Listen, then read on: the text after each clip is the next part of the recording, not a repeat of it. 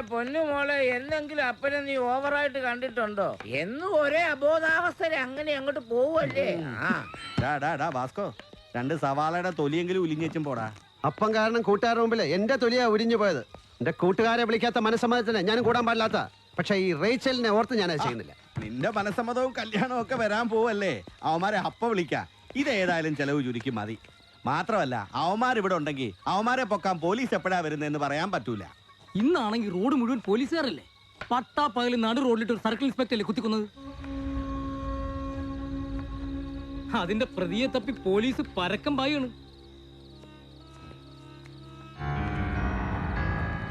ഇന്നത്തെ സംഭവം നമ്മളൊന്നും കണ്ടിട്ടുമില്ല, കേട്ടിട്ടുമില്ല. നടന്ന കാര്യങ്ങൾ നിന്റെ കൂട്ടുകാരോട് പോലും പറയണ്ട. ഇനി പറഞ്ഞ വേറൊന്നും കണ്ടല്ല, വാദി പ്രതിയാകുന്ന കാലമാണ്. പോലീസിന് കഴിവുണ്ടെങ്കിൽ അതിന്റെ യഥാർത്ഥ പ്രതികളെ പോയി പിടിച്ചോളും.